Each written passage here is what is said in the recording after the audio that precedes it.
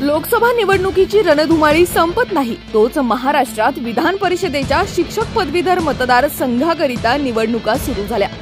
कोकण, मुंबईसह नाशिक जिल्ह्यातील शिक्षक पदवीधर मतदारसंघातील निवडणुकीची घोषणा झाली आणि पुन्हा एकदा महायुतीसह महाविकास आघाडीत चढाओढ लागली। मात्र यंदाच्या शिक्षक निवडणुकीत नाशिक शिक्षक मतदारसंघाची जोरदार चर्चा सुरू आहे। त्याला कारणही तसेच आहे। महाराष्ट्र माझाच्या सर्वेक्षणानुसार उत्तर महाराष्ट्रातील या जागेसाठी जळगाव जिल्ह्यातील मतदार हे किंग मेकर ठरणार असल्याचे स्पष्ट दिसते आहे। कारण या निवडणुकीत नाशिकमधून महायुतीकडून विद्यमान आमदार दराडे तर महाविकास आघाडीकडून संदीप गुळवे हे उमेदवारी करत आहे। मात्र धुळ्याच्या महेंद्र भावसार यांना अजित पवार गटाकडून एबी फॉर्म मिळाल्याने महायुती एकसंघ नाही असे म्हणता येईल। या सर्वच उमेदवारांव्यतिरिक्त सर्वाधिक चर्चा झाली ती अपक्ष उमेदवार विवेक कोल्हे यांच्या नावाची। स्वर्गीय शंकरराव कोल्हे यांचे नातू आणि कोपरगावच्या माजी आमदार स्नेहलता कोल्हे यांचे चिरंजीव असलेले विवेक कोल्हे हे चर्चेत आले ते गणेश साखर कारखान्याच्या निवडणुकीमुळे।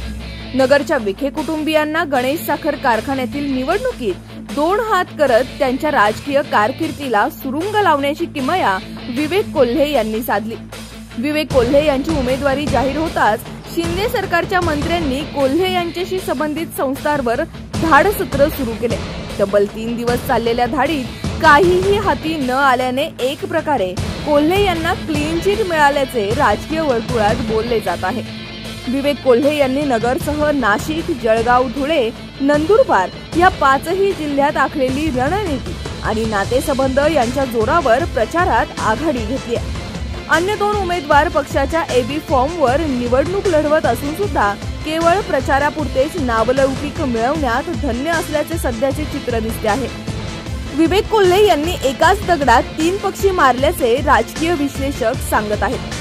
एकीकडे विवेक कोल्हे हे विद्यमान आमदार किशोर दराडे यांच्यावर वारंवार आरोप करत आहेत, तर दुसरीकडे निवडणुकीत उभे असलेल्या विरोधकांची जागा विवेक कोल्हे यांनी घेतल्याने राजकीय पक्षाच्या एबी फॉर्मवर उमेदवारी करणाऱ्यांना आता प्रचाराचा मुद्दाच हिरावला गेला की काय अशी चर्चा आता शिक्षक संघटनांकडून ऐकू येऊ लागली आहे। मात्र असे असले तरी पक्षश्रेष्ठींनी टाकलेल्या विश्वासाला पात्र ठरण्यासाठी उमेदवारांना अपक्ष उमेदवार विवेक कोल्हे यांनी चांगलीच दमछाक करायला भाग पाडले असल्याचे बोलले जात आहे। Bureau report, Nashik.